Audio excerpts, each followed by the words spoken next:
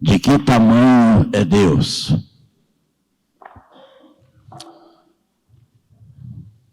O nosso Deus é um Deus grande ou é um Deus miúdo? Parece que há um contrabalanço. À medida que nós entendemos quem é Deus e percebemos um pouco da sua grandeza, nós parece que encolhemos. E por que nós não compreendemos a grandeza de Deus? Porque muitas vezes nós somos muito grandes, ou nós nos achamos muito importantes. Como se nós soubéssemos, como se nós pudéssemos, como se nós fôssemos. Tentei trazer para vocês desde sexta essa ideia de que o Deus no qual nós cremos é um grande Deus, todo-poderoso.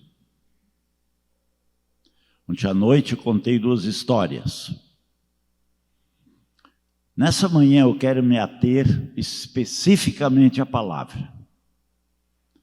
E eu queria que vocês acompanhassem comigo uma leitura de Isaías.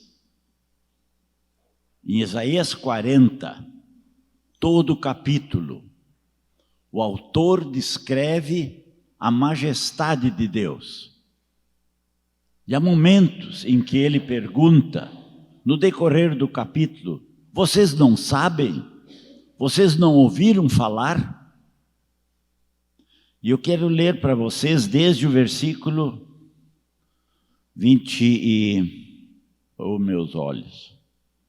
27.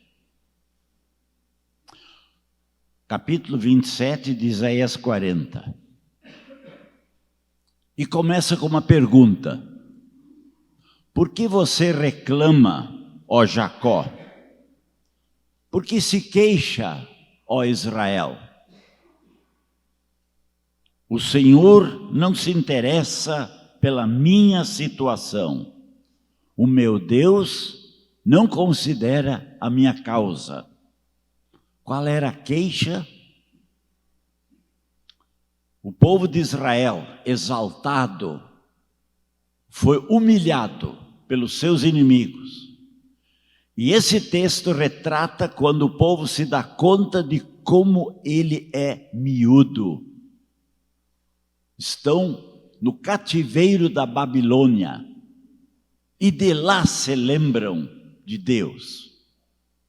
E levantam um lamento. Eles dizem: Deus não se interessa mais pela minha situação. O meu Deus não considera a minha causa. No exílio da Babilônia, as pessoas se deram conta de quão miúdos eles eram sem Deus. Enquanto estavam em Israel, faziam seus ídolos e viviam na idolatria, ao ponto que a Bíblia chama as práticas dos israelitas de repugnantes. As suas práticas religiosas eram odiosas para Deus. E eles imitavam os outros povos ao seu redor, ao ponto de que reis de Judá sacrificavam os próprios filhos nos altares a Moloque e a Baal, que eram deuses ao redor. Algo que Deus odiava.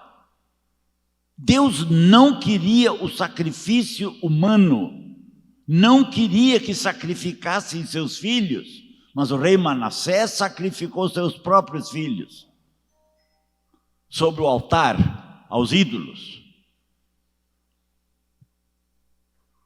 Por que Deus não queria isso? Porque esse era um direito que ele se reservava a si mesmo. Ele, Deus, o Criador, estava pronto, adiante, para sacrificar o próprio filho. E qualquer outra coisa semelhante seria uma gozação, uma paródia do que Deus iria fazer no Gólgota. Meus queridos, a queixa era tanta que já não mais os jovens queriam constituir famílias, não mais queriam ter filhos, não queriam mais se casar, queriam desaparecer.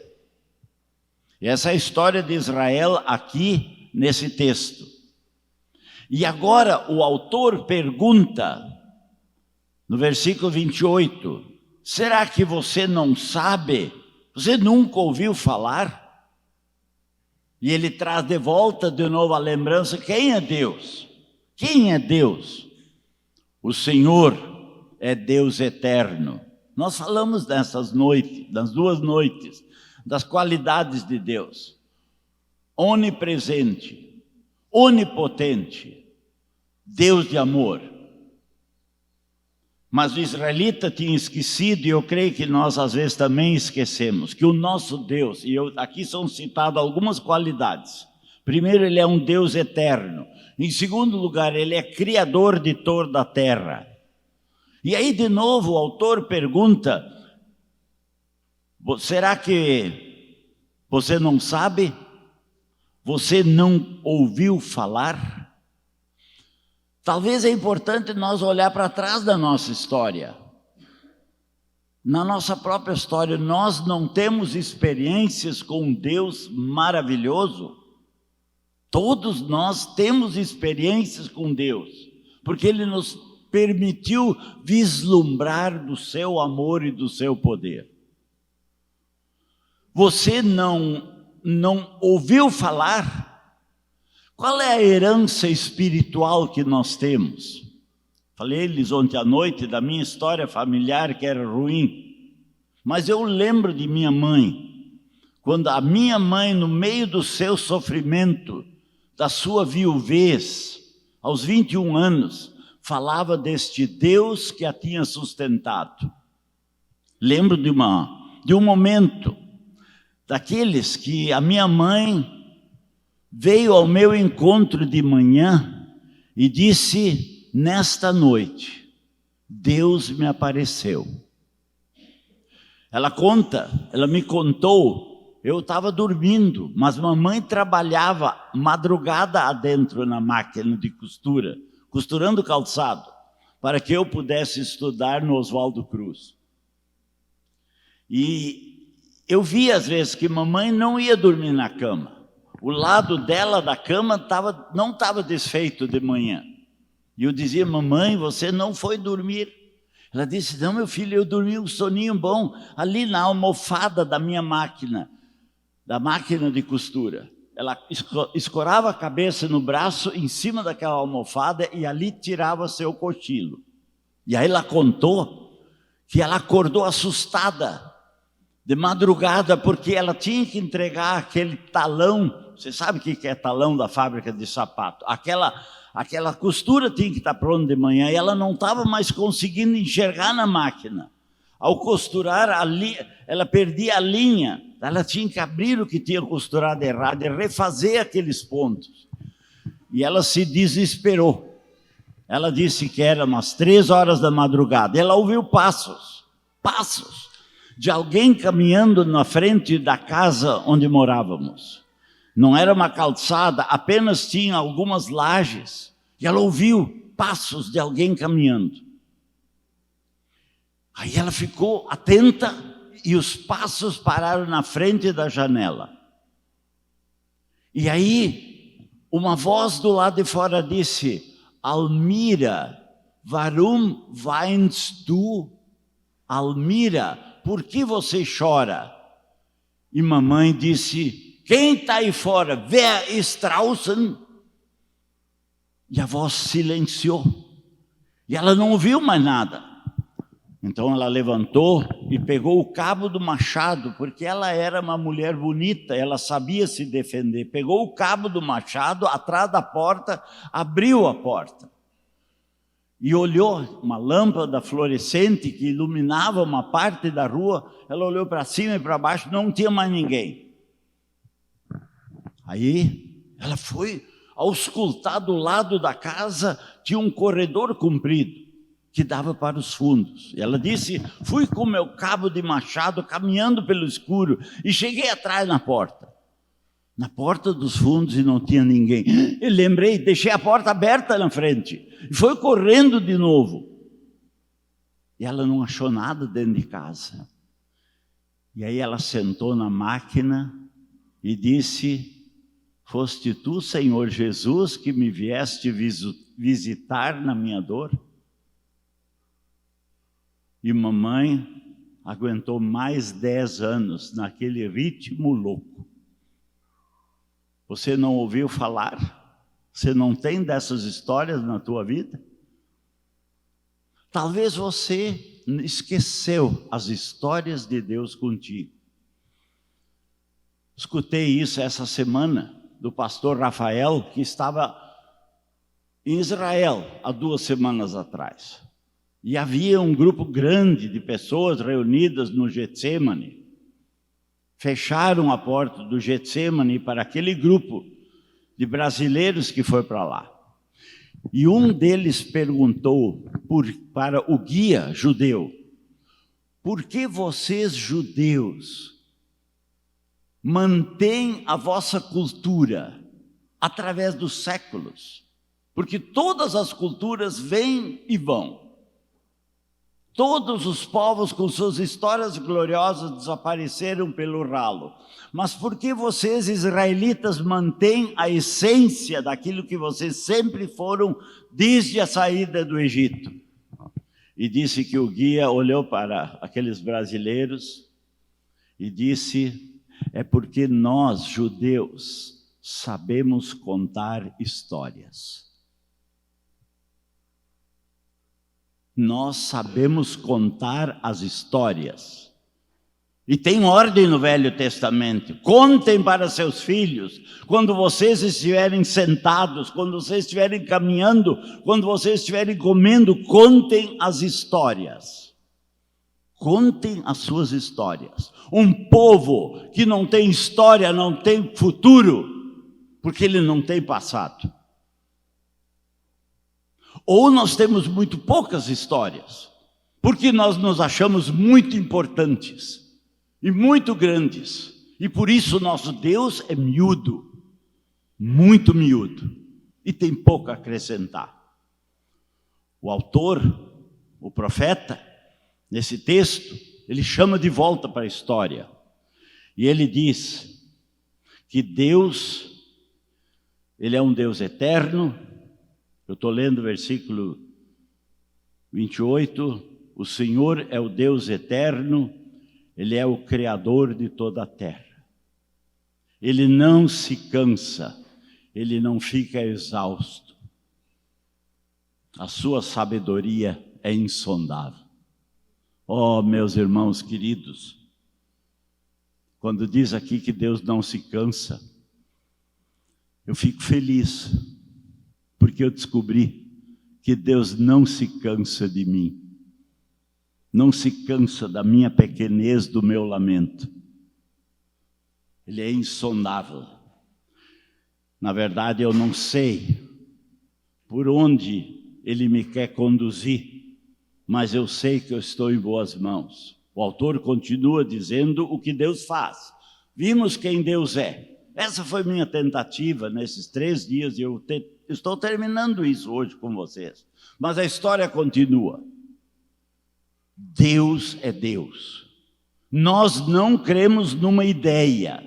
Nós não cremos no Papai Noel. Deus não é um Papai Noel. Deus não é um boneco que nós podemos manipular. Deus é Deus. O autor, nos versículos anteriores, ele fala com quem nós poderemos comparar o Senhor. Isso está no versículo 13, aliás 18. Como poderemos representá-lo?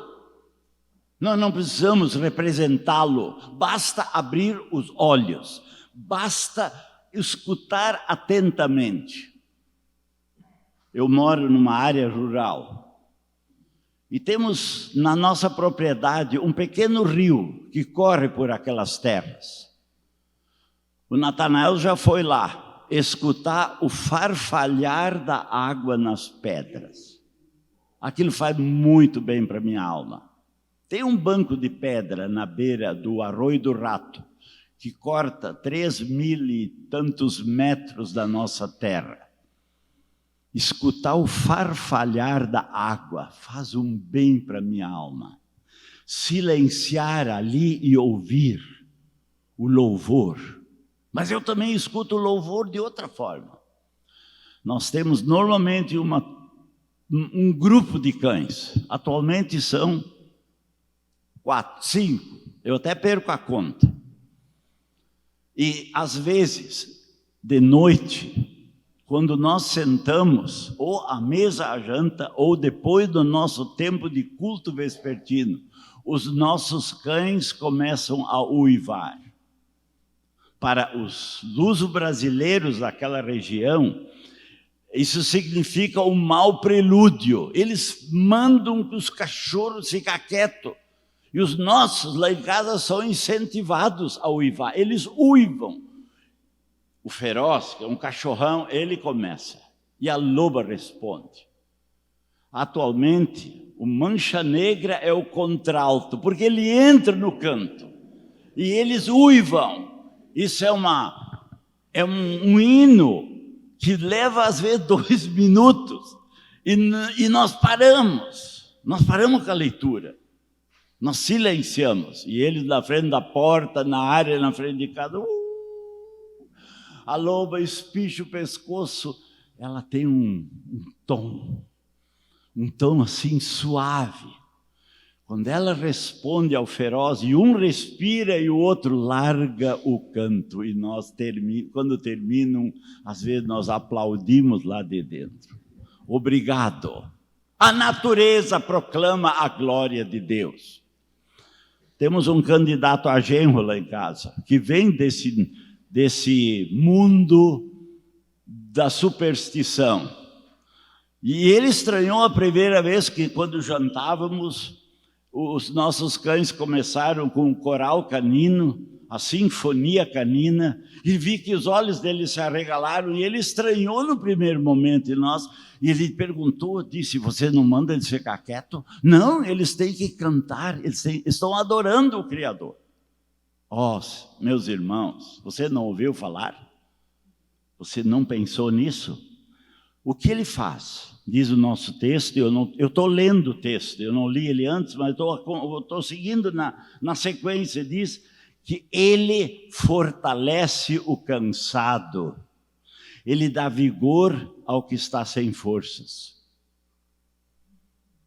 Quantas vezes eu experimentei isso? Eu podia olhar para minha mãe e dizer, eu não sei como uma mulher ou uma pessoa não ia dormir de segunda a sábado. Sábado de noite ela ia dormir cedo, porque domingo de manhã, no culto das 7 horas, ela estava presente. Não sei como, mas ela aguentou por muitos anos. E haviam épocas também que as coisas eram mais fáceis. Então ela podia ter uma vida mais normal. Ele fortalece o cansado e dá vigor ao que está sem força. Até os jovens se cansam e ficam exaustos, e os moços tropeçam e caem. Mas aqueles que esperam no Senhor renovam suas forças. Aqueles que esperam no Senhor, que têm os olhos atentos a Ele, que têm os ouvidos abertos, que têm um coração sensível. Esses daí, bem, aqui cita 4 coisas. Em primeiro lugar, eles voam alto como águias, eles correm e não ficam exaustos, eles andam e não se cansam. Aliás, não são 4 coisas, são 3 coisas. Vamos começar de trás para frente. Andam e não se cansam.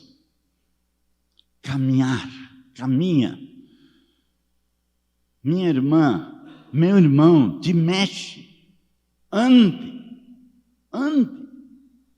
Na fé, nesse Deus no qual nós esperamos, as nossas energias se renovam. Eu estava me dando conta há pouco, enquanto vocês cantavam em pé, eu estava sentado e pensei, por que eu estou sentado? Bem, não é mais tão fácil, eu já não sou mais tão jovem, eu já tenho que medir o passo do degrau. E não é nenhuma nem outra vez que eu me agarro em alguém. Mas eu não me entrego. E vocês são dessa gente. Caminhem, andem, mexam-se. Não se deixem prostrados. Levantem, põem-se em pé. No em Apocalipse 7 tem uma descrição muito linda do céu. É uma visão no céu que João tem. E diz que lá os remidos estão... Como eles estão lá? Enquanto anjos e querubins estão prostrados com a cara no chão diante da glória de Deus, os remidos estão em pé.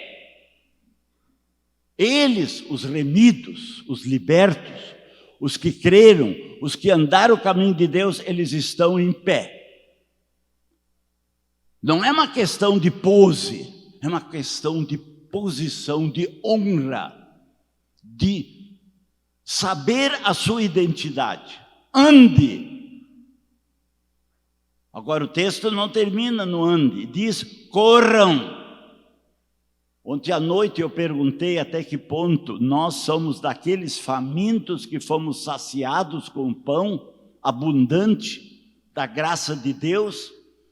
Somos como mendigos que foram saciados e que vamos revelar o endereço da mina de pão para os muitos famintos. Correm, porque isto exige urgência, andem, corram, repartam da riqueza. Quando vocês falaram 80 cestas básicas, 80? Quantas famílias carentes tem nesses bairros? Não se contentem em dizer nós estamos assistindo 80, tem 800. Em Novo Hamburgo devem ter 8.000. E o Senhor nos quer suprir para repartir.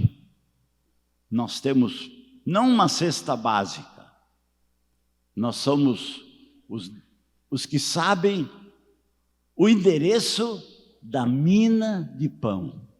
Jesus é o pão da vida. Mais do que alimento físico, Ele quer matar a fome da alma, a sede por vida e por esperança. Ande. Primeiro mexa-se, ponha-se em pé, ande, corra. E por fim, o autor diz, aprenda a voar. Como é que as águias voam? Vocês já viram as águias? Bem, nós não temos águias aqui, mas nós temos um da família das águias, que é o urubu, ou o abutre. Nós lá em casa temos 2 tipos, o grande, o maior, que nós vizinhos chamamos de abutre. É da mesma família, tem uma cabeça vermelha, ele tem de envergadura de asas quase 2 metros. Como eles voam? Eles também batem asas, mas o abutre, esse pássaro, ele voa no sopro do vento. Vocês sabiam por que esse tipo de pássaro voa sem bater asas? Alguém sabe isso? Exatamente. O calor que vem da terra levanta ondas de ar quente. E esses pássaros, eles aprendem a planar. Em alguns lugares, o ar frio da atmosfera desce. E quando ele desce lá, esse ar quente sobe aqui. Os crentes, eles voam nas asas do vento quente do Espírito de Deus, que vai para o céu. aprender a voar. Nós estávamos, às vezes, num pico na Suíça, e acho que era quase 4.000 metros de altura. E ali eu observava como as águias voavam. Elas vinham subindo lentamente, subindo, e ficamos por mais de meia hora olhando aquele show. Até que elas chegavam na nossa altura, essas águias voavam assim perto de nós, quando passavam alguns metros, fazia. E eles iam seguindo. Voe na asa do vento do Espírito. Por que tu te lamentas? Por que tu choras? Será que Deus se esqueceu de mim? Na primeira noite eu disse que o nosso Deus é do tamanho da nossa fé. Se a nossa fé é miúda, nós temos um Deus miúdo, um Deus michuruca. Mas quando nós cremos no seu poder, então nós descobrimos quão grande é Deus. E nesse ar da fé, nós nos colocamos em pé. E eu nos convido agora a se porem em pé. Estou falando de vocês no banco, levanta. Alguns de vocês, e eu observei quase a metade de vocês, enquanto eu falava, estava de braços cruzados, me olhando. Solta as asas, solta as asas. Abre o peito. Faça isso agora. Abre, sem bater no seu vizinho do lado. Abre as asas. Solta, respira fundo. Até o fundo. Vamos lá.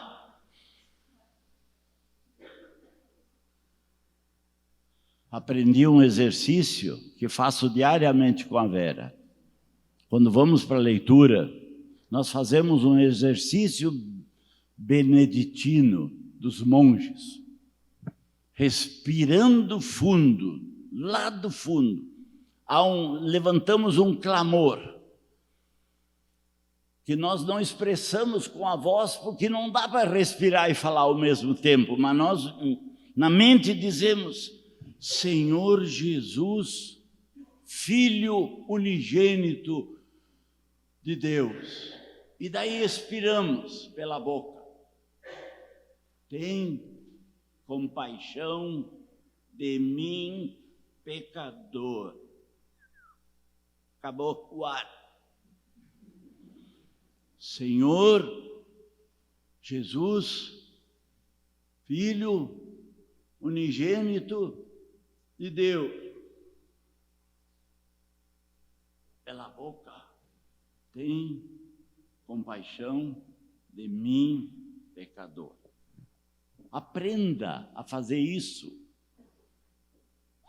Um outro exercício, que não é um exercício de respiração, é acompanhar a pulsação.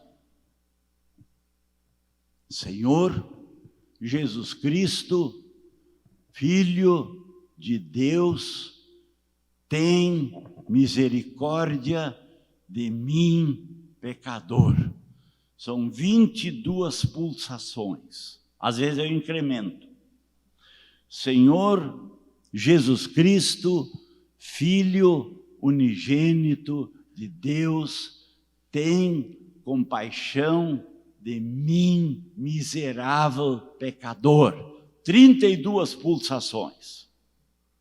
E eu costumo fazer isso 10 vezes. Significa que eu vou parar 5 minutos em silêncio, diante do grande Deus, que eu quero encontrar no meu tempo com Ele.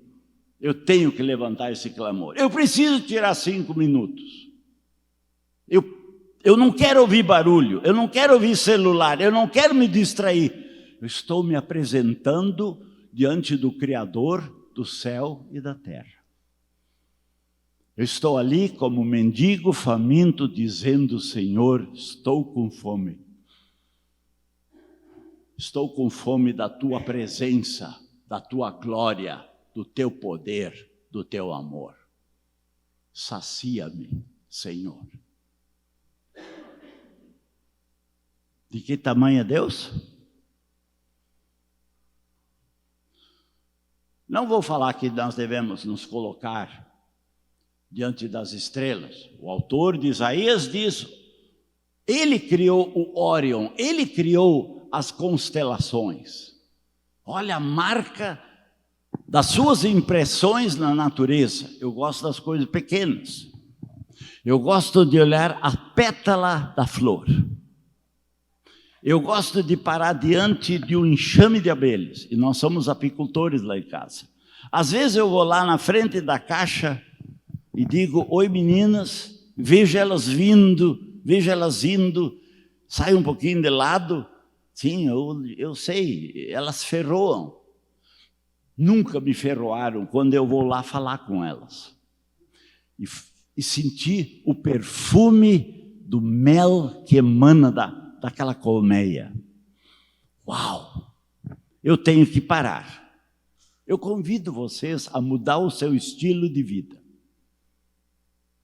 Pare de correr. Pare de se cansar com coisas inúteis. Um colega nosso me disse esses dias que tem um programa, eu ainda não descobri isso, um programa, um app, que mostra quanto tempo pessoas estão gastando no celular por dia. E ele disse, claro, incluindo as suas pesquisas para a prédica do domingo, ele gastava uma média de 12 horas e 37 minutos diante da caixa da ignorância. TV, computador, tablet e celular. Metade da vida. Pare com isso. Para que tanta bobagem na rede social? Por que tanta idiotice de seguir idiotas que se proseiam das milhares de pessoas que o seguem? Oh, meus irmãos, não é o velho da geração de ontem falando. Eu também estou nisso. Mas quando faz plim-plim, eu tenho o grande prazer de ignorá-lo. Quando às vezes estou sentado conversando com pessoas, dá uma tremidinha no celular, imediatamente se desligaram, porque a caixa da ignorância apitou e os ignorantes correram para ouvir. Deixa! Treine-se. Aprenda a caminhar. Aprenda a correr. Aprenda a voar. Nas asas do vento, do sopro de Deus. Até aqui eu queria ir com vocês. O restante agora é com vocês. A vida, ela passa tão depressa. Daqui a 2 semanas, nada. Domingo que vem, nós fazemos 52 anos de casado. Ô gatinha, você lembra? Não foi ontem? Que nós saímos da igreja da Ascensão. Não éramos tão amarrotados como hoje, mas foi ontem. Foi ontem. A vida, ela voa. Eu quero aproveitar bem os tempos que me restam. Eu curto a vida. Eu me alegro por poder viver. Eu curto as pessoas. Eu curto a minha gatinha. O que fizemos ontem à noite, antes de dormir? Mão dada, repetimos de novo, em voz alta, o nosso salmo. O Salmo 23. Aliás, eu queria que tu orasse aquela hora ainda. E quando tu começaste o Senhor, eu vi que ela estava sem o aparelho. Eu tinha dito para ela, ora agora tu. Mas ela já começou com o salmo. E assim terminou o nosso dia. Gatinha. Irmãos, eu estou apaixonado pela minha querida e pela vida. Queria tentar contagiá-los. Eu oro que o Espírito de Deus sopre para vocês permanecerem em pé. Vocês perceberam? Nós estamos em pé há quase 4 minutos. O tempo passou, 4 minutos. Quando o autor do Salmo diz, Senhor, ensina-nos a contar os nossos dias, para que alcancemos um coração sábio. Você sabe qual é o nosso problema? Nós só contamos os nossos anos. 75 é pouco. Mas se eu multiplicar 75 vezes 365, uma vez eu fiz esse cálculo, isso chega a 20 mil dias. Aí eu multipliquei isso vezes 24 horas. E eu cheguei a 200 e tantos mil horas e a tantos mil e tantos, não lembro mais, de minutos. A vida passa em minutos e ela passa em segundos. Viva cada segundo. Aprenda a contar. Aprenda a contar. O dia de hoje já foi quase a metade. Ele não vai mais se repetir. Se você viveu ele bem, você aproveitou ele, você usufruiu dele, você curtiu ele.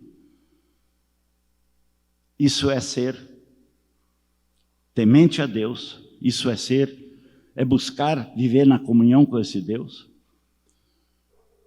E nós estamos indo a rumo da casa que Jesus nos foi preparar.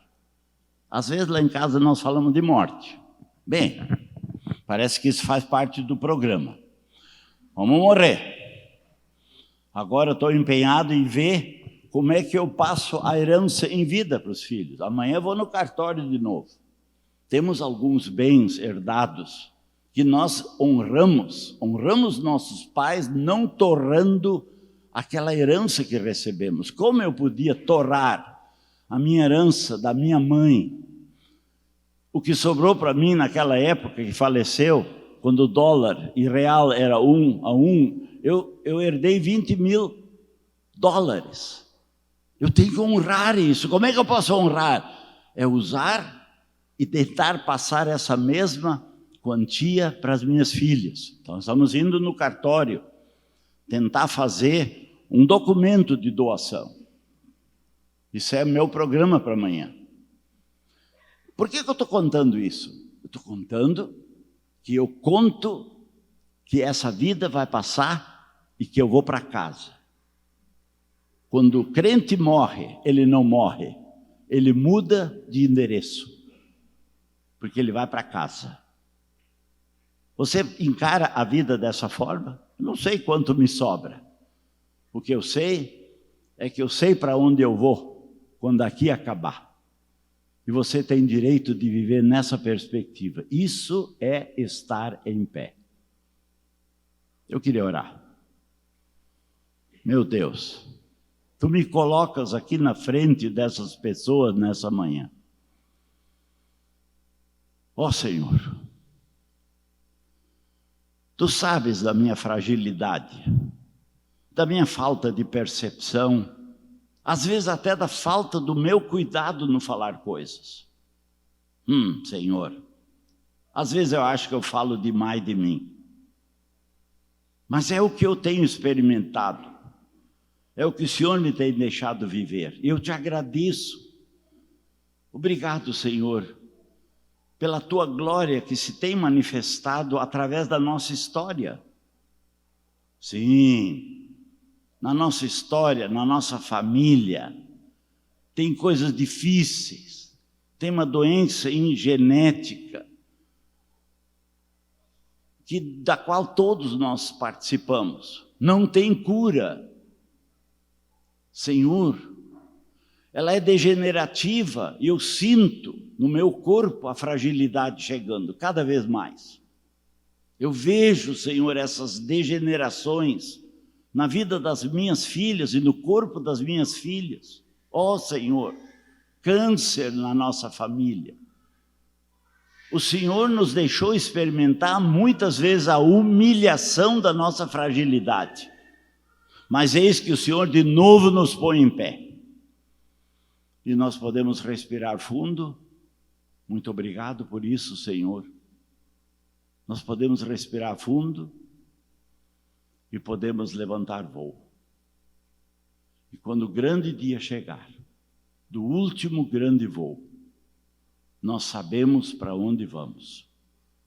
Oh Deus, eu oro pelas pessoas que me ouvem nessa manhã. Não permita que vivam a se lamentar, como faziam os israelitas. E o profeta tinha que perguntar: por que tu te queixas? Por que tu lamentas? Por que tu diz que Deus se esqueceu de mim? Por que tu falas isso? Quando na verdade é Deus que te levanta. Levanta o cansado e põe em pé o fragilizado. Levanta também o queixo para que os seus olhos olhem para a natureza ao seu redor e olhem para a glória dos céus. Abençoa, Senhor, essa igreja. Manifesta o teu poder sobre esse povo que está aqui reunido. Enche-nos de alegria. Ajuda-nos, Senhor, a mudar a nossa postura diante de ti. E leva-nos nos teus braços de amor. Sustenta-nos com teu braço forte. Que teu Espírito Santo nos conduza rumo a nosso novo endereço. Assim eu oro por mim, pelos que me ouvem. Em nome de Jesus. Amém. Este é meu corpo, partido por ti, da salvação e da paz. Toma e come, e quando fizeres, fazem amor por mim. Este é o meu sangue, perdido por ti, traz o perdão e liberdade. Toma e bebe, e quando fizeres, fazem amor por mim.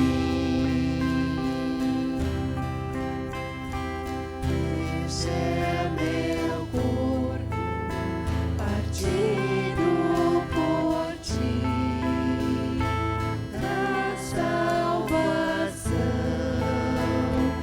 e da paz. Toma e come, e quando fizeres, fazem amor